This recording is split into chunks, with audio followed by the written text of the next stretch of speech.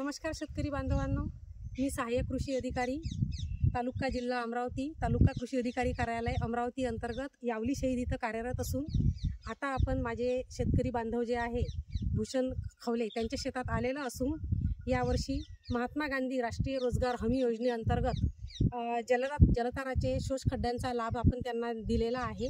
एका एकराकरिता एक याप्रमाणे जलताराच्या शोष खड्ड्यांचा लाभ ग्रामपंचायतच्या माध्यमातून ज्यांच्याकडे जॉब कार्ड आहे असे लाभार्थी हा लाभ घेऊ शकतात। आता आपण जलताराचा विषय असा आहे की जलताराचं महत्त्व काय आहे, तर साध्या सोप्या पद्धतीने जलताराचं जलसंधारण करण्यासाठी जलताराचं फार महत्त्व आहे। तर आता आपण पाहतो आहोत की जलताराचं निवड आता कशी करावी।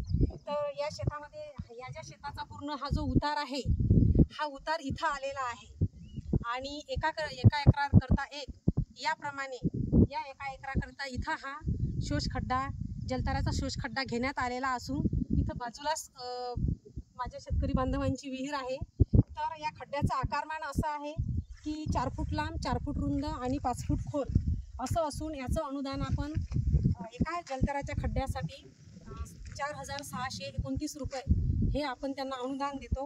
आता जलताराच्या खड्ड्याचं महत्त्व असं आहे की साधारणतः पावसाळ्याचं जे 4 महिन्याचं पाणी असते त्यापैकी 35% पाणी हे वाहून जाते।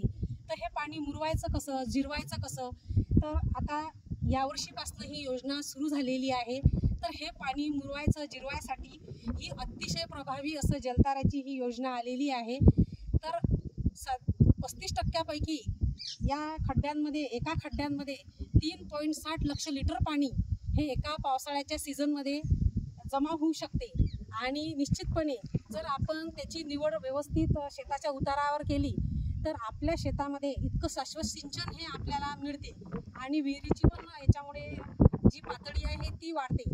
आता आपण पाहतो की या खड्ड्यांमुळे नुसतं आपलं म्हणजे जलसंधारणच होत नाही तर एक प्रकारे मृदसंधारणही होते। शेतामधली जे वरचा जो सुपीक थर वाहून जातो त्यालाही कुठंतरी एक अटकाव होतो आणि या पद्धतीने जलतारा हे अतिशय महत्त्वाचे असून या जलतारामध्ये असं आहे की पुढच्या वर्षी जर तुम्हाला हे जलताराचं समजा आता हे स्वच्छ करायचे असले तर कसे वापरात आणायचे परत, तर हेच परत दगड काढायचे, याच दगडांना स्वच्छ करायचं आणि हेच दगडं परत याच्यामध्ये टाकून याच्यावर परत माती लोटून दिली तर हेच जलतारे पुढच्या वर्षी पण आपल्या उपयोगात होतात, ते त्याचप्रमाणे काम करतात।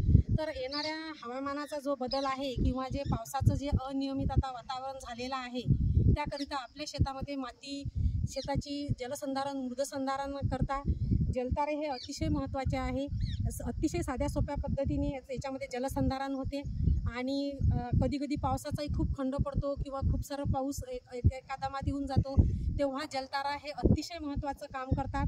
त्याकरिता भविष्यात येणारे जे काही आपल्या समोर शेतीचे जे आसमानी संकट आहेत त्या याच्यातून जर आपल्याला निघायचं असणार तर साध्या सोप्या पद्धतीने आपण जलतारा घ्यावा असा शेतकऱ्यांना मी सगळ्या शेतकऱ्यांना एक आवाहन करते। धन्यवाद।